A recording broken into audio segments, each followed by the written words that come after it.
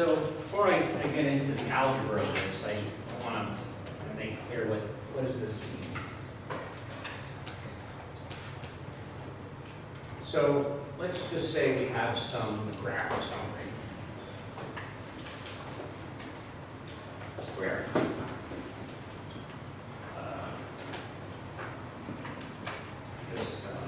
This corner might be,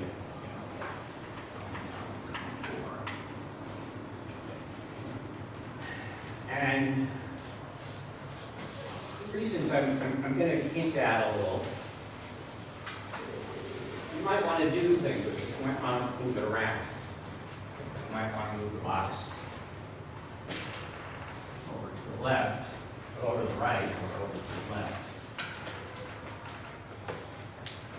You might want to move it up or down.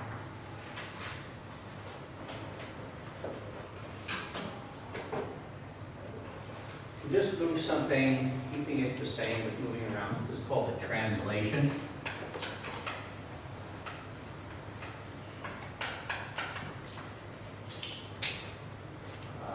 There are other things we might want to do with it.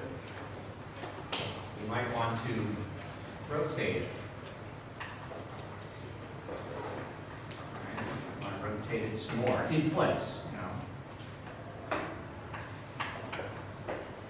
Okay, that's a rotation.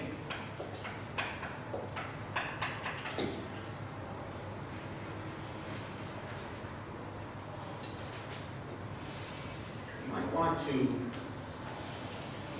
kind of expand it or contract it.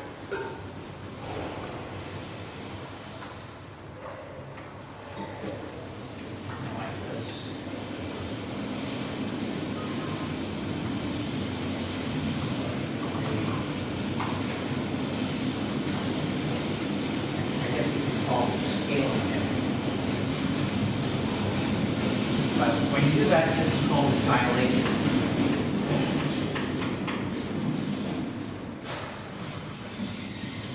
It might have two L's. I'm not spelling.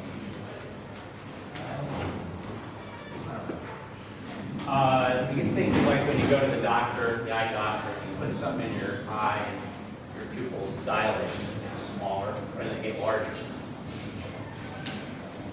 So these are all examples of transformations. And we're mostly going to be thinking of either transforming a function, or it could be an expression like it could be a circle. That's not a function, but we might want to move it around. So I wish I had some example in another subject. I only have one subject that I can think of this. Anybody here never played a third-person shooter video game? Anyone never played it? Sitting in front of the computer and you move forward and the world comes around you. Go up, down. I even have one where you're a little spacecraft and you can rotate it. So that's all done using these kinds of transformations inside a computer. We're not going to go into it. There's this beautiful subject called linear algebra, which certainly if you're a math major or an engineer, okay, that just studies these kinds of transformations. And kind of do this typically with matrices. Guessing people really know what a matrix is. Columns and rows of numbers. And the neat thing about doing this today is, if you're a programmer, is you have to kind of understand what's going on, but you don't have to do the code. Your computer will have a video card, a GPU, and you set things up, you just give it a translation matrix, and boom, off it goes at very high speeds, so that nice, exciting experience. Okay, so that's kind of why, we're just at the very beginning. We're going to just look at transformations in a very basic way. But that's kind of where they go. They're very important. There are plenty of other applications in our computers where you use these. All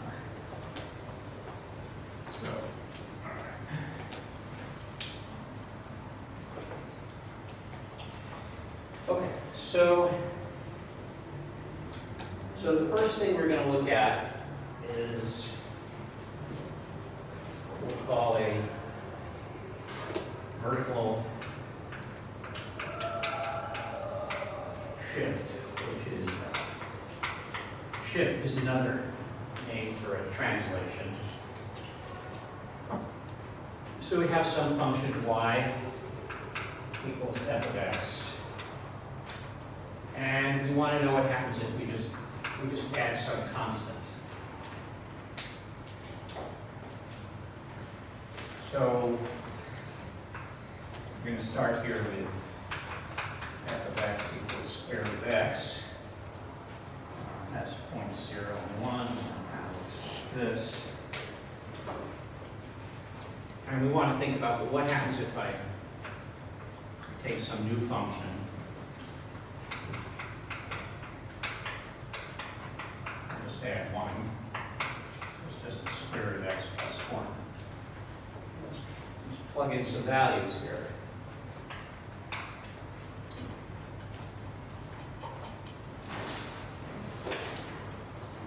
So let's plug in 0, we get 1, plug in 1, we get 2, I plug in 4, I get 3, so let's graph that. 1, there's 2, and 1, 2, 3, 4, and 3.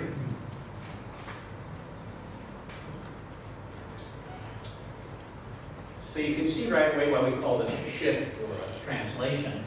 All we've done is we've moved our function up. Exactly the amount we think, moved up 1. We could just as well have moved it down, right? And again, we'd just be moving down.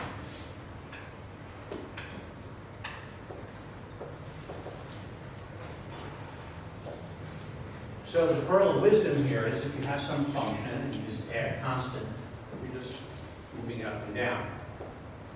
Now, an equally valid way to look at this, and sometimes more convenient,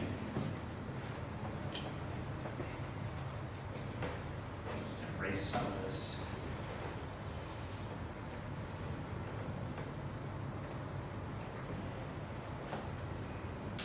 Is I'm just moving the x-axis up or down. Right? To get this function, if I start with this function and move the x-axis down here, well, then I get, what I had over here. Okay. So you have to keep in mind which direction things are going. If you add a positive number, the function moves up, or the axis moves down. That could be handy. Say I have some function y equals x squared plus 1. And I want to know what the roots are. Well, okay. Here's my y equals x squared.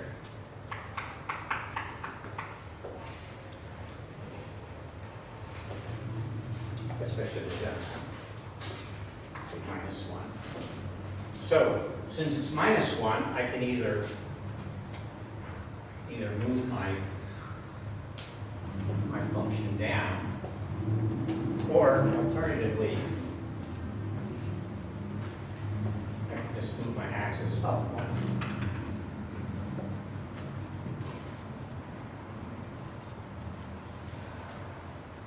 So that's the idea on a vertical shift.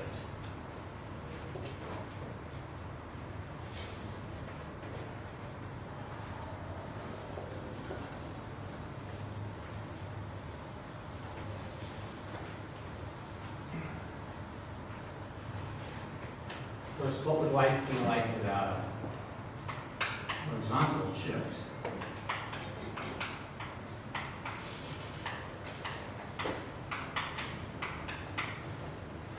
Well, what would that look like? Well, let's say we create some function.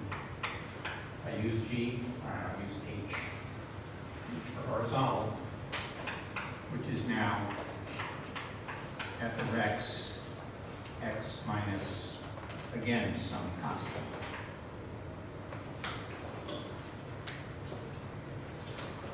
All right, well, we want to think about, well, what does this do to a function?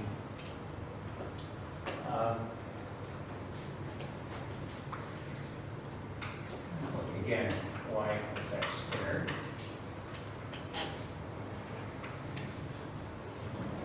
Again, let's create a little table here for our h of x.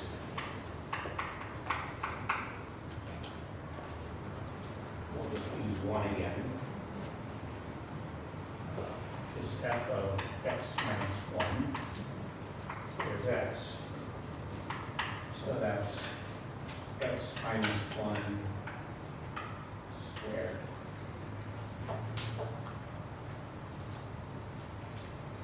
I hope, was that a sleight of hand? Does everyone see how f of x minus 1, since f of x is, I'm making f of x squared, but f of x minus 1 is x minus 1 squared. All right, so let's see, what does that do to this function? So, well, it's 0, negative 1 squared is 1. 1, 0, 2, 1, 3, 4. So let's graph this. So 0, 1, 1, 0, 2, 1, 3 is about here, something around here.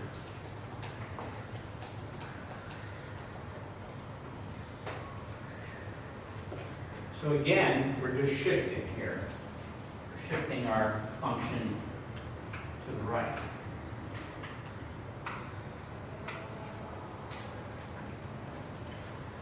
Note, I do that by subtracting some value. That moves the function to the right. If instead I were to add some value, move it to the left. And as before, if you prefer to think of it this way, by moving the function to the right, I can get the same effect by just moving the y-axis to the left, that amount. It can come in handy if you're like drawing a graph and then all of a sudden, oh, it shifted. Well, if you erase the graph and try to redraw it, you can just erase the axis and move it.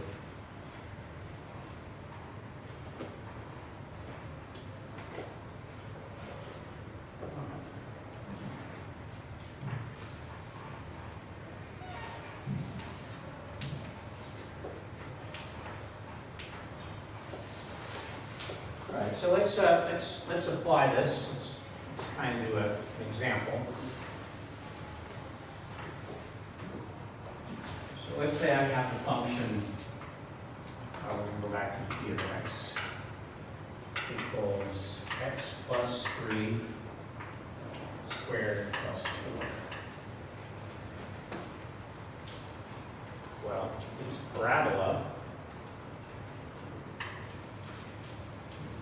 plus 3 here means what?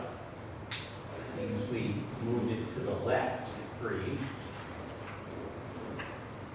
And the plus 4 here means we move it up 4. Once we've done all that, we're just back to, x squared.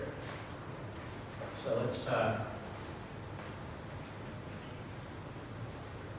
that in stages.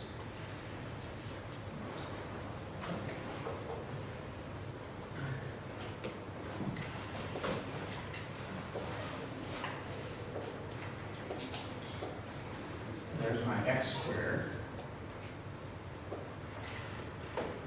I'm going to move it over 4.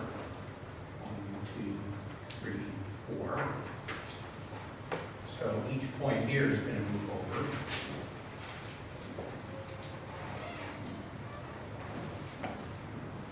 I'm sorry. I'm going to cheat here. So it's supposed to be 3. Right? And then it's supposed to move up 4. 1, 2, 4.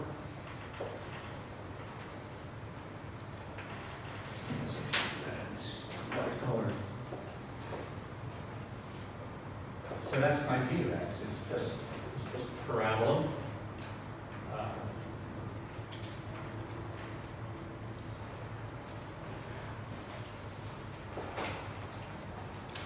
This is the number I modified in x5, was adding 3. I moved it over to the left 3. And because I'm adding 4 to the whole function, move it up 4.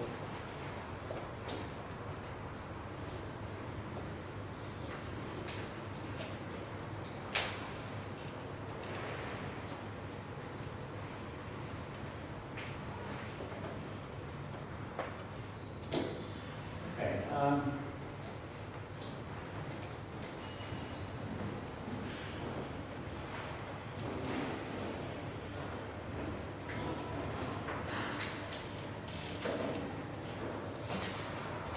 Think about where I'm going for a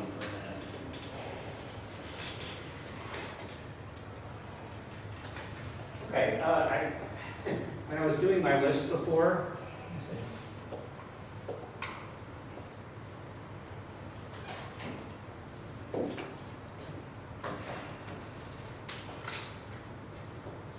well, let's use the word shifts,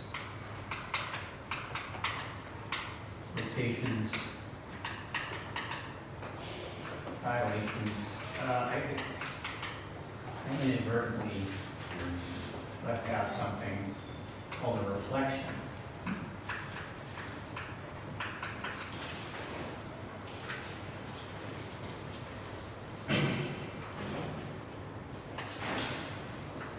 The idea behind a reflection is you pick some line. So let's go back to our box. You pick some line. We'll call a mirror.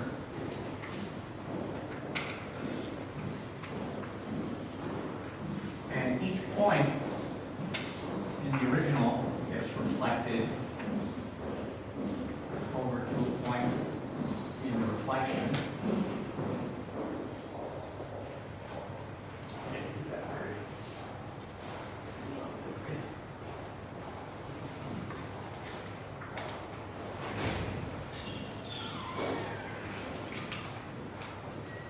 Now, this line, typically we're going to look at it being a vertical or a horizontal line, but there's no reason you can't have a diagonal line where you reflect your object.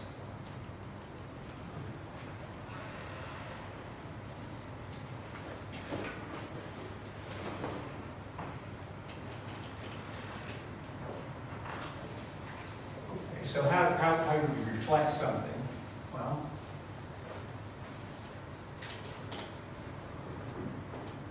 let's again look at the value equals x squared.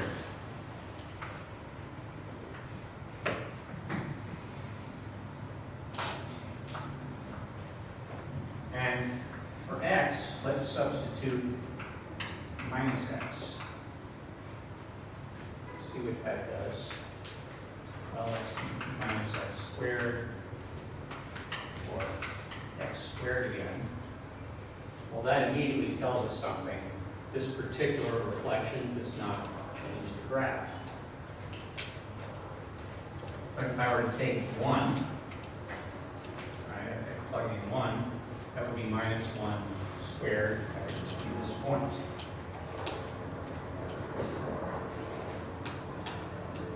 If I were to take minus 1, well, minus 1 minus is 1 squared is 1. So what this is doing is it's kind of reflecting points back and forth.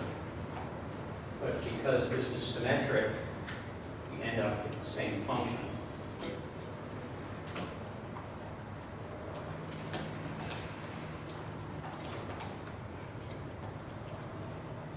Now, on the other hand,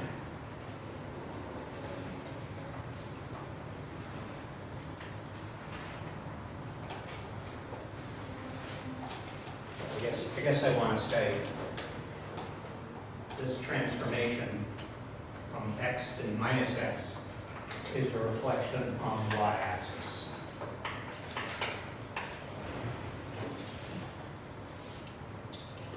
What if instead I took f of x and transformed it to minus f of x? What would happen then? Well, now, each of my points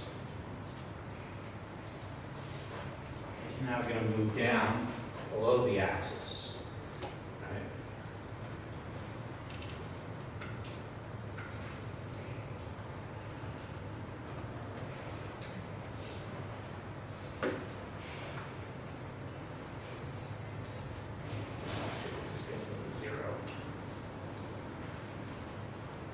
So this transformation is a reflection in the x-axis.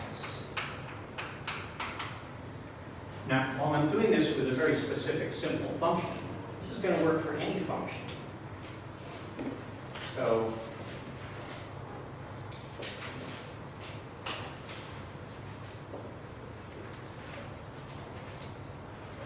let's say y equals x cubed. No, it kind of looks like this.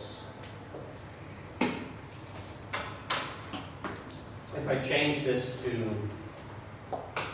negative y, or negative x squared, x cubed, what's going to happen? Each of these points, again, is going to get reflected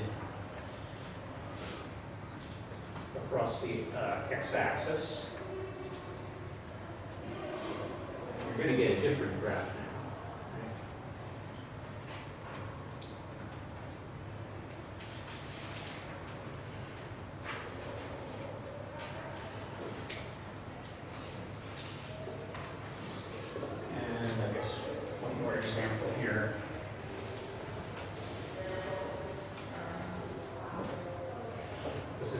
Example of a reflection across the y-axis. If I have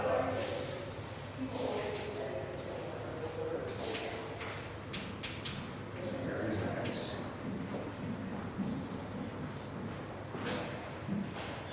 And I change this to square minus x. Obviously, you have to watch out. The domain has changed. Here the domain is x greater than or equal to 0. Here the domain is x less than or equal to 0. So this is going to get reflected onto the third and fourth quadrant. It's going to look like this.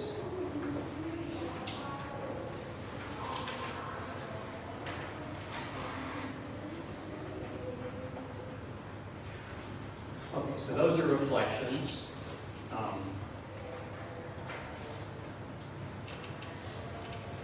Again, we're only going to deal with, for now at least, with reflections in the x-axis or the y-axis, or possibly some horizontal or vertical line.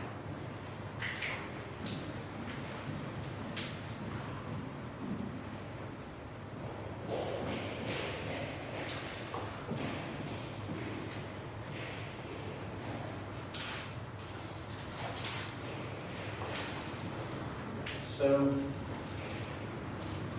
the next type of translation we could look at is a dilation. where you either compress or stretch a function in some direction. So take some function f of x. So let me just use this chart.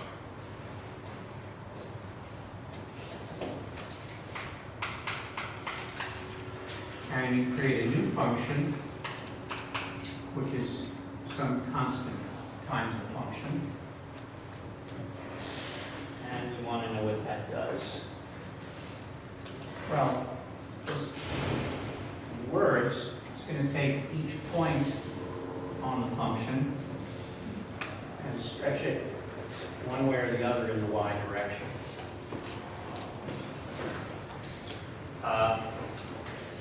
Later in the class, we're going to look at trig functions. And just in a moment, we're going to look at a function called the sine function, which is periodic. Just repeats off to infinity.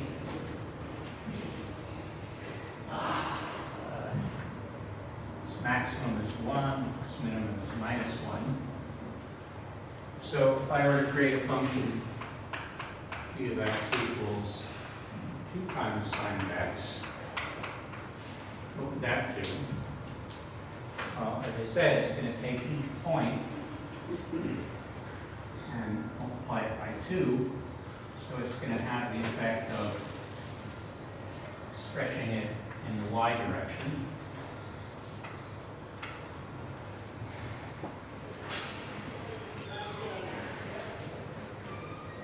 This constant could be less than 1.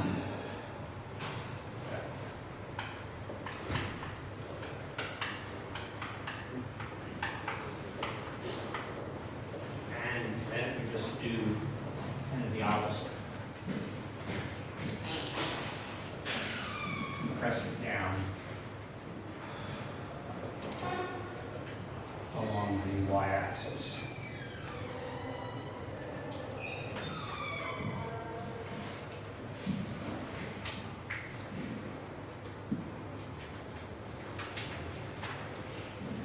I'm going to back up a little bit because when dealing with this, I'm familiar with exactly the kind of mistakes people tend to make. It has a lot to do with the way we write these things. We're going to do another kind of dilation. Before I get there, I just want to clear some things up. I had some function y equals f of x. And I want to translate it in the x direction and the y direction. Let's call this x0 and y0. Those are the offsets we want for the function. One nice way to think of this is y minus y plus y0 equals f of x plus, I'm not doing this right, am I? This is y0. Trying to make things clear, and I haven't really figured it out in my head yet.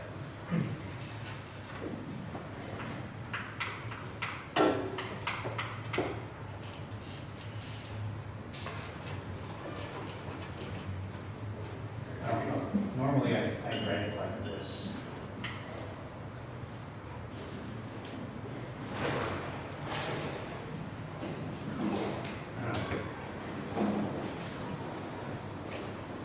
Just make stuff up on the go. Stop.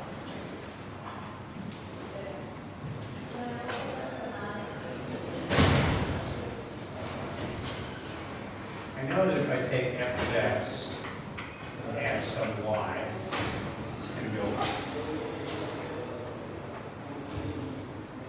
I also know I have to subtract some x to make it go in which direction?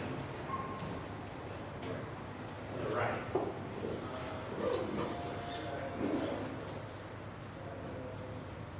So if I write this as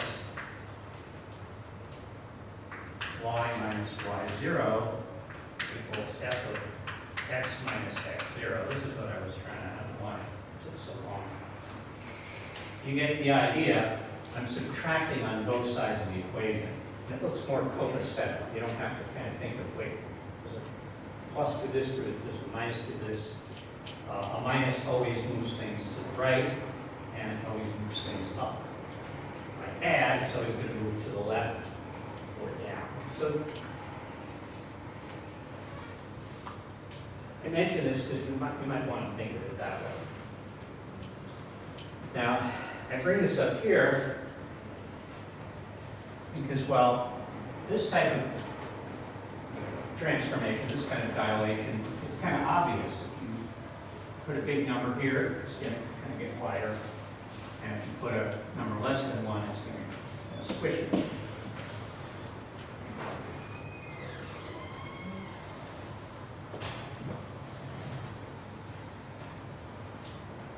But if I take, like, my sine function,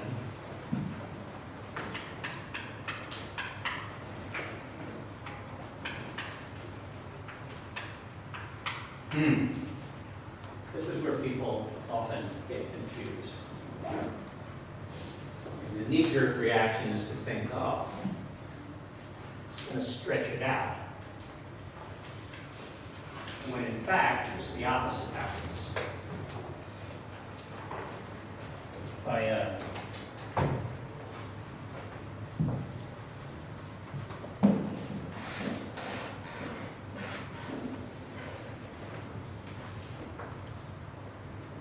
this is sine of x. And sine of 2x is going to look like this.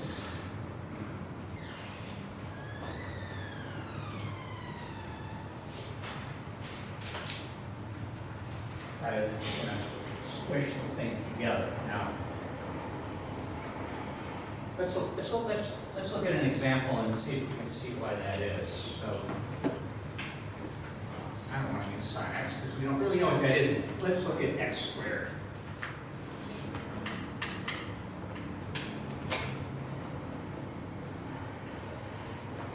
Well,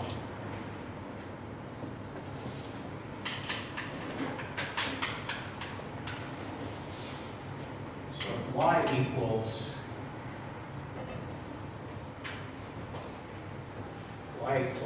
f of 2x equals 4x squared.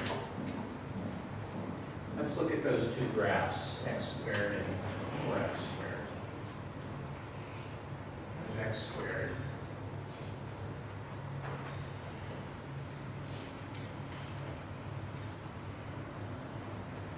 So I plug 1 in here, I'm going to get 4. Plug 2 in, I'm going to get 16. And the same with the negatives.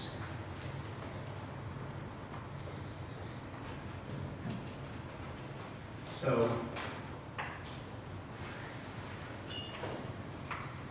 by putting a positive, a number greater than 1 here, I'm actually squishing the function together this way. I'm dilating it this way. If, on the other hand, I were to go in the other direction,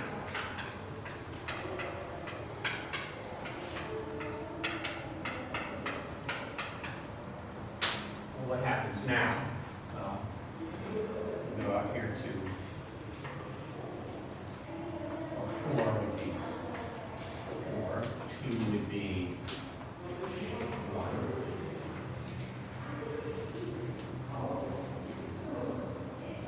So this tends to be where people fall on their swords here, because it's counterintuitive. You get a bigger number here, it's squishing the function together. You have a number smaller than 1, and it spreads the function out. So you want to keep those in mind.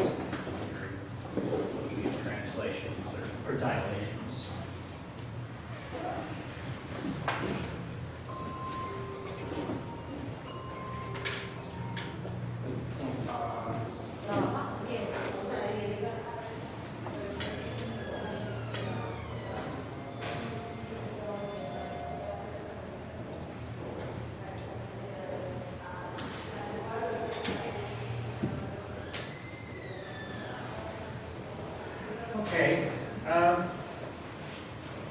You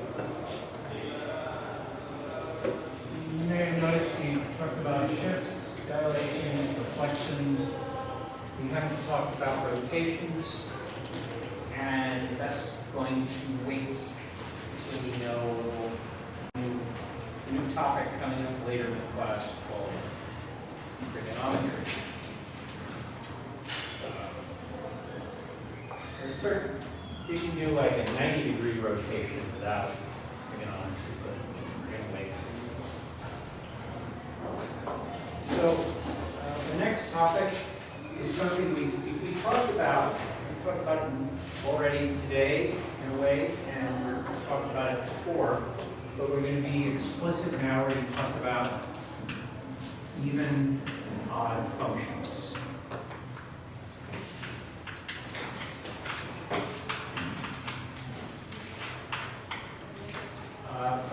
By odd functions, we do not mean peculiar functions. We mean something very specific. So the definition is f of x, f of negative x is equal to f of x, and we have an even function.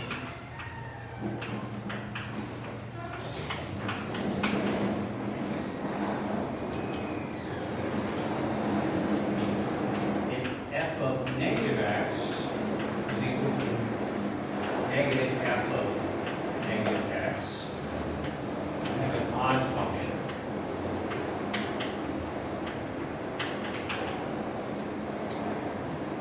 So we're just going to look at two examples, kind of very common examples of even and odd functions.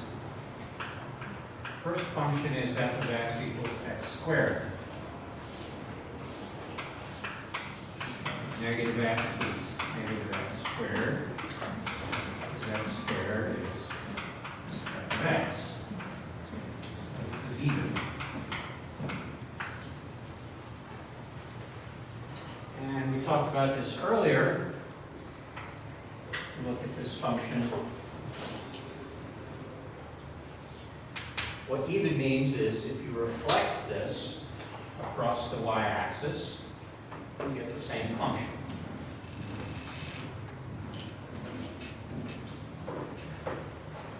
Common example of an odd function is f of x equals x cubed.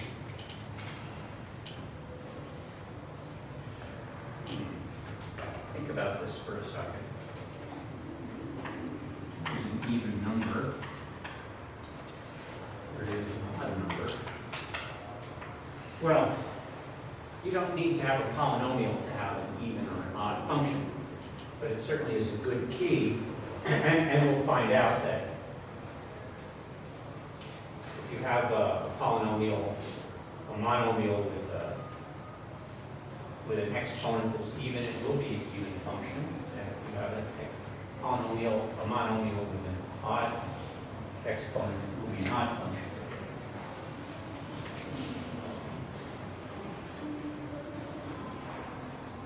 So, okay, if we take negative f of negative x, that's negative x cubed. Of course, it's just x cubed. So this is an odd function.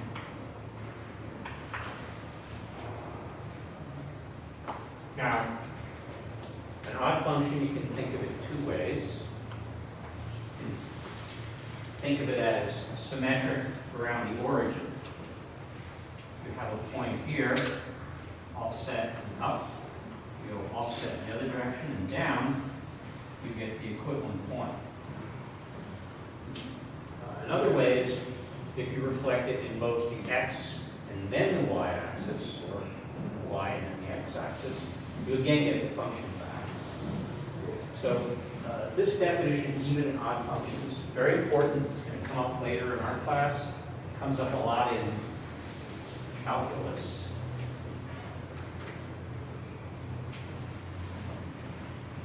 one of the things we're interested in calculus is measuring areas under a curve.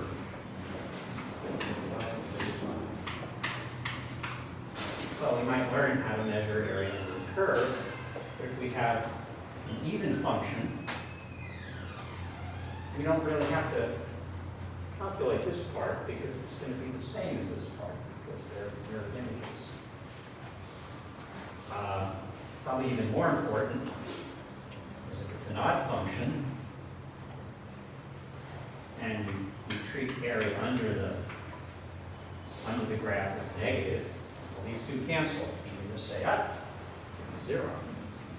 So again, this idea is going to be important. We're going to do a couple of problems here. Test our understanding of this.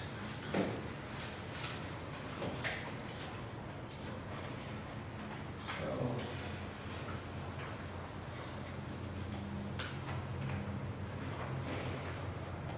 say we have the function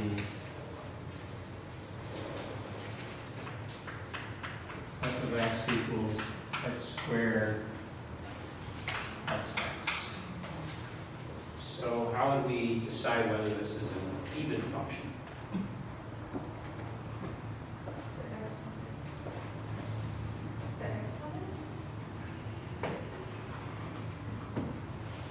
Well, remember I said monomial. This has two terms. We've got to be a little careful, right? Well, why not find out what f of minus x is? It's minus x squared minus x, which is just x squared minus x. Oh, well, these two are not the same, right? So it's not even. All right. What about odd? Well, minus x squared minus x would equal the odd function, but of course it's not. It's minus x squared plus x. So this function is not odd or even. Okay. Another function. Let's look at minus x fourth. So again, see if this is an even function, we just look at f of negative x. That's 1 minus negative x fourth. 1 minus x fourth. So immediately we know we can reflect this function in the y-axis. Look at the function back. This is an even function. I'm not going to check, but it's an odd function. Okay, we have h of x equals 2x minus x squared. Well, I think you can almost guess it's not going to be even or odd, right? It's got an odd exponent and an even, but let's find out. H of negative x is 2 times negative x minus negative x squared. Negative 2x minus x squared. They're not equal. Again, if I make this negative, I'm going to get 2x plus x squared. That's not equal. Okay, here's a thought question. Can a function be both odd and even?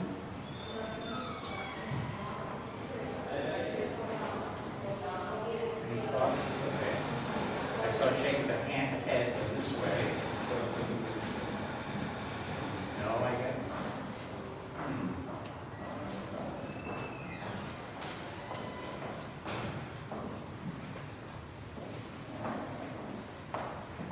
So that would mean that f minus x is equal to f of if such a function existed. But minus x could also be equal to f of x.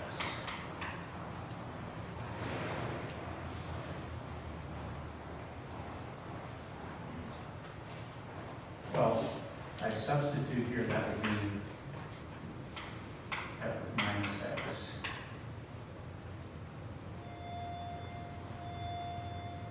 And I can substitute here and here, say minus f of x equals f of x. Okay. So is there any function where for every x, minus f of x would be equal to f of x?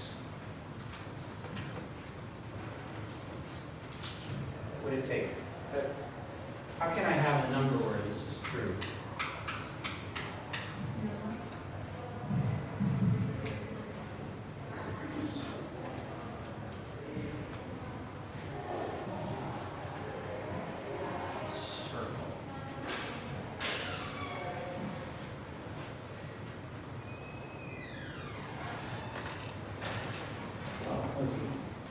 This is just an equation, right? We can solve this, right? Let me add x to both sides. That's how you can have x equal to minus x. What about this? What if my function just equal to 0?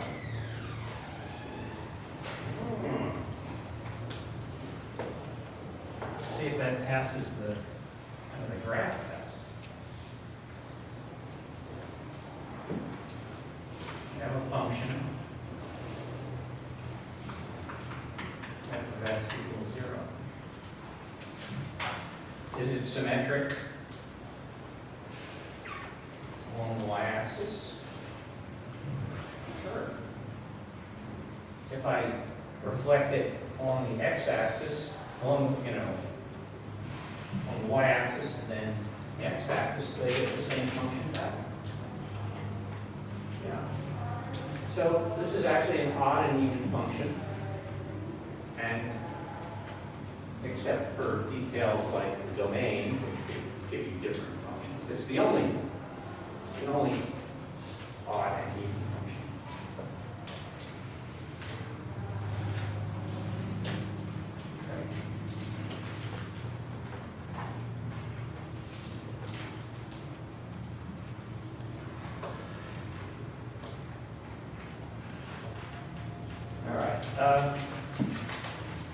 Take a deep breath.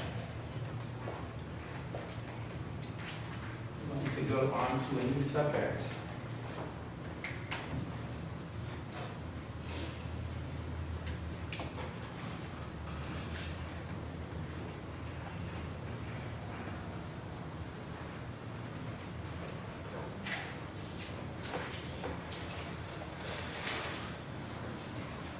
A new chapter.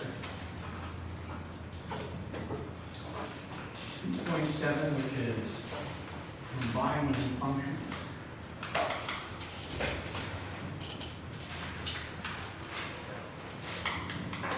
Now, this is going to be important in this class, but it's also super important in the next class, calculus.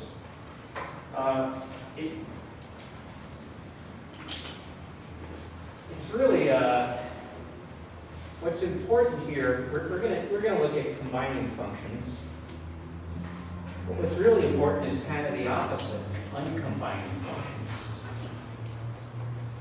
So, if for example I say f of x equals -1 squared, you can think of that as, well, I'm taking some number, I'm sending it to x minus 1, and then I'm taking that number, let's call it y, and I'm squaring it. So there are really kind of two functions here that I can take this apart. Now, we're going to learn how to combine functions because then you're going to see, oh, you can combine them, you just take them apart.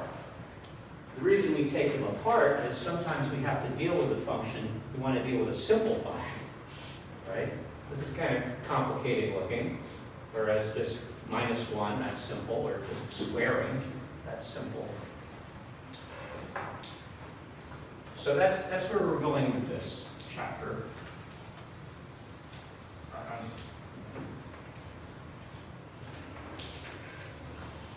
So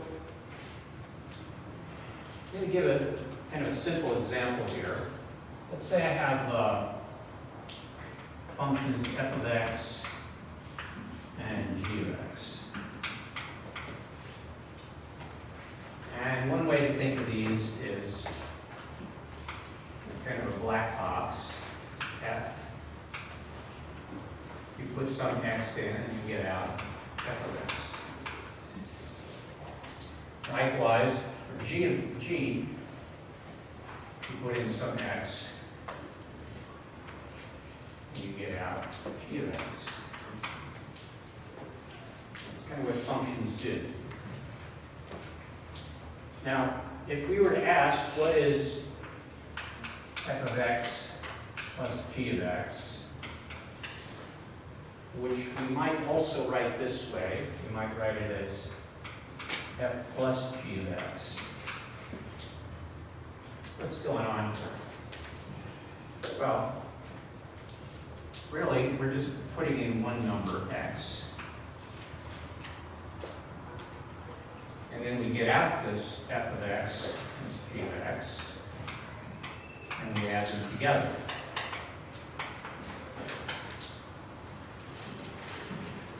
So this is really a simple idea. We had f of x was x squared, and g of x is x plus 6. And if I say, well, what's f of x plus g of x? Well, it's just going to be their sum.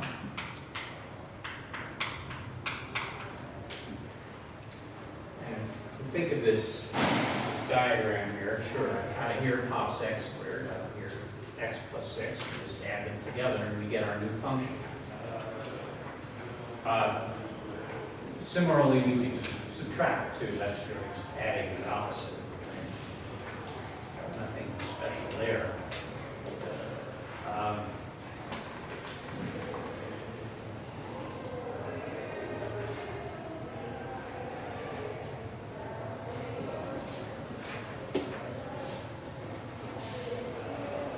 Similarly, we might want to know what f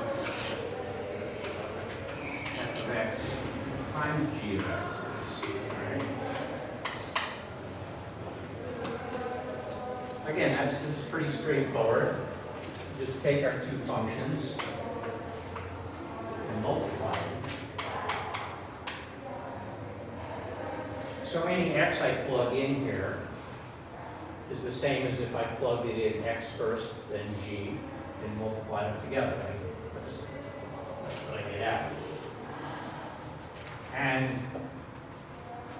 of course, I could combine functions this way. I could divide them, and this would be x squared x plus 6. Now, something happens when you do this. You have to be a little careful about the domain.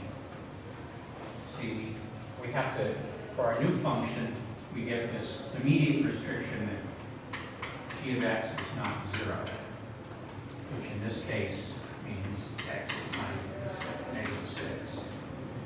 But other than that detail, this is all pretty straightforward.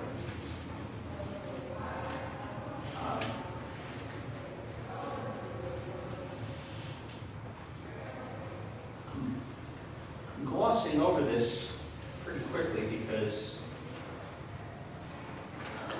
this is not what's difficult.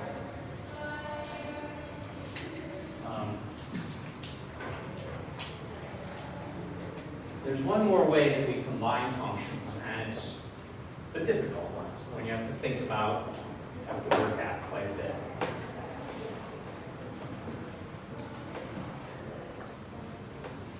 And that's what's known as composition of functions.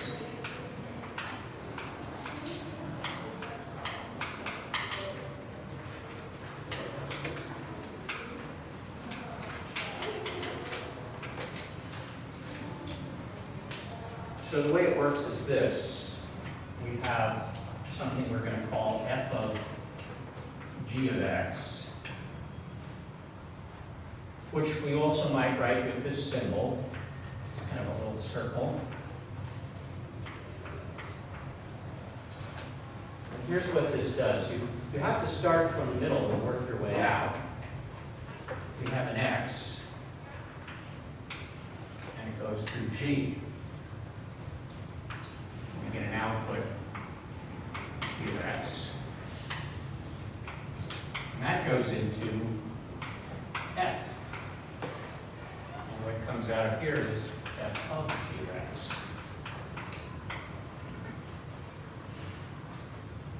All right, let's look at what would happen here with these two functions. Let's say I wanted to say, what is f of g of 1? Well, g of 1 is 7, and f of 7 is 49.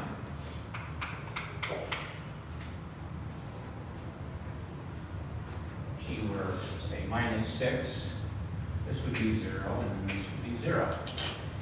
So that's kind of what composing functions is about. And again, we emphasize we're going to learn how to compose functions, but it's also really important when you're looking at a complicated function, knowing how to break it down as a composition of the original functions.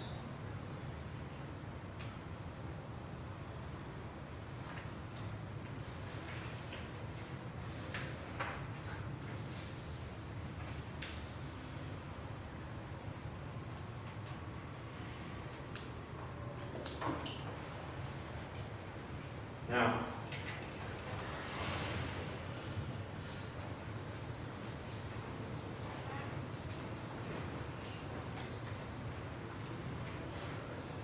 something to think about here is, well, we know that f of x plus g of x, this combined function, is going to be equal to g of x plus f of x.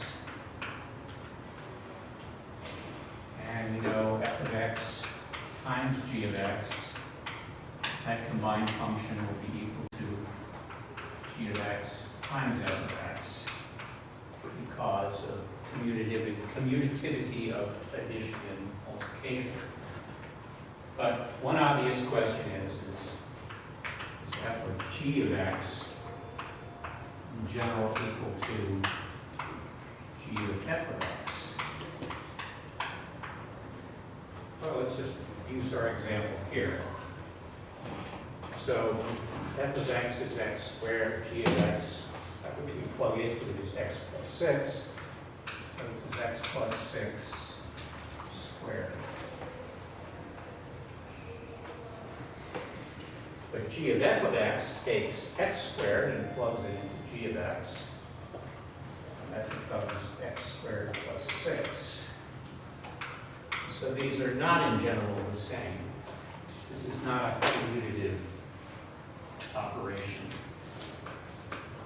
I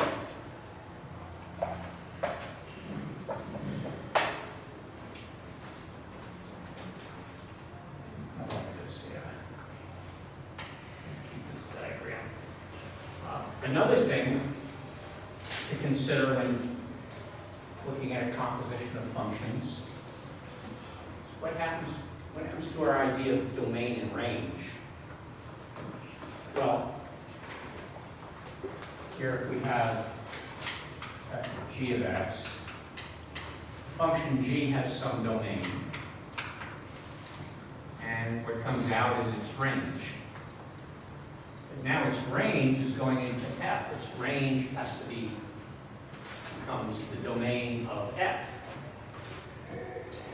So, for example, if I wanted to know what what's the domain of this function and what's the range of it, I have to be careful.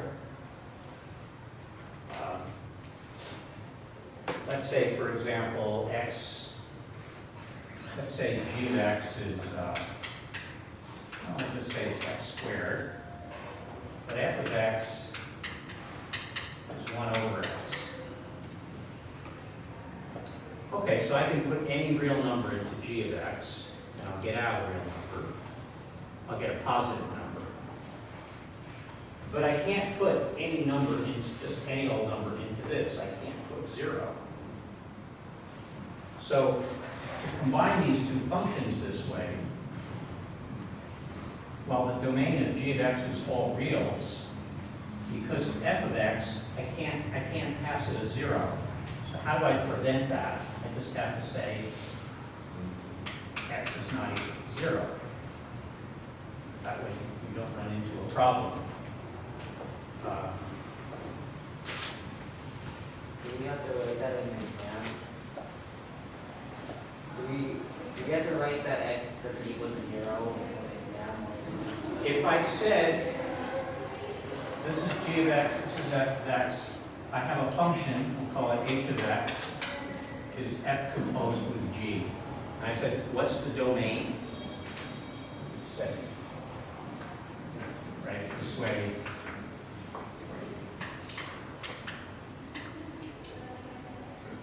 All reals where x is not equal to 0, something like this.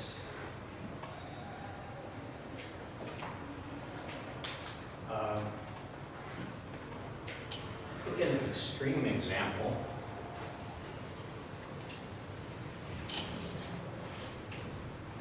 So f of x equals minus x squared, and g of x is the square root of x. And I want to know what g of f of x is. What's the domain? Oh, wait a minute. Everything I plug into f is going to be negative or 0, right? But anything negative is not going to be in the domain of g. So the domain of my function here turns out to be just x equal to 0. That's the only value I can plug in here and get a real value.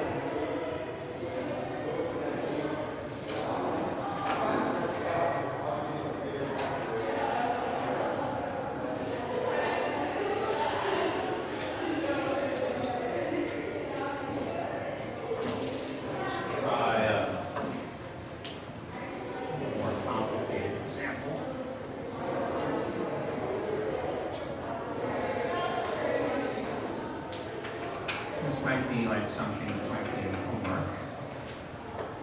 F of x equals x cubed. G of x equals square root of x minus 3. And what is the domain of f of g of x? And then what is the domain of g of f of x?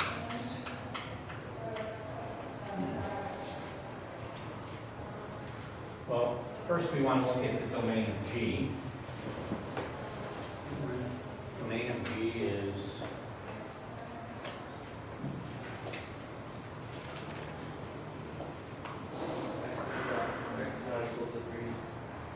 well,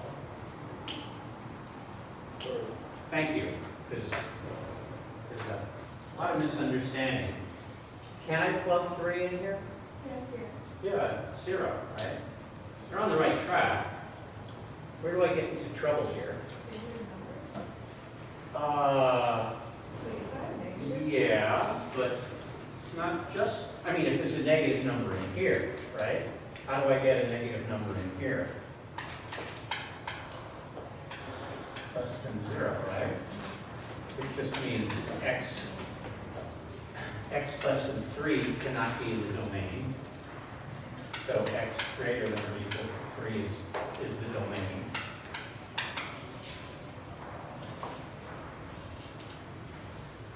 All right, right, so now I'm plugging numbers greater than 0 into here. Oh, no problem. So I can use the same domain. Now I can say, what's the range now? Well, if the domain of this is x greater than or equal to 3, what's the range? I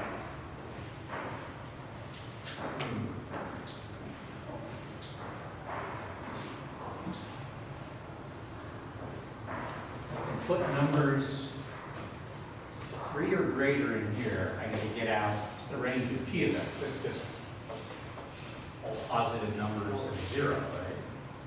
Let's put positive numbers in 0 into x cubed. What do I get out? Think about this. Isn't this going to be p of x is greater than or equal to 0? You can get any value out of it. Things you can do with this, I mean, you just look at it. It could be confusing. You might want to try to work it out in your head. We create the function. You can graph it, something like Desmos, and see what the range is. Remember, if we look at a graph of something, the range is just, that's a bad graph, right like that. The range is the y values. So that's another way to look at it. Okay, so that was, we asked what the domain of f of g of x. What about the domain of f of g of x? Well, domain of f by itself, x cubed, is all real numbers. But its range is also all real numbers.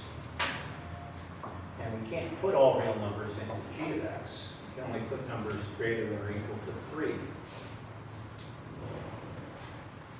So what can we plug into f? What can we take out x cubed and make sure, how do we make sure x cubed is going to give us a number greater than 3? Greater than or equal to 3. Oh. Any ideas on what to do with this? Is it all real numbers? I can plug all real numbers into f. See, I'm looking at this function here. So I'm going to evaluate f first. I can put all real numbers into f, then I'm going to get negative numbers out. I'm going to get numbers that are going to conflict with this guy's domain. So I need f of x, x cubed, to give me a number greater than or equal to 3. Which really means what? X has to be greater than or equal to what?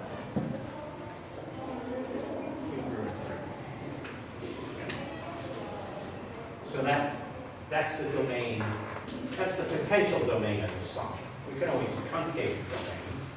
We can always say it's, we could always say it's 10 to 11 if we want a specific function with that domain. But we can't use anything less than 2 through 3.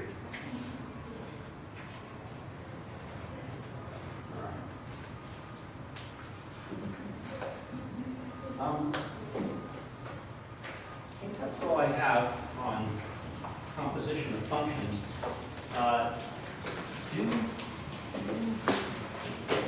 Work on the homework. Reading questions about it.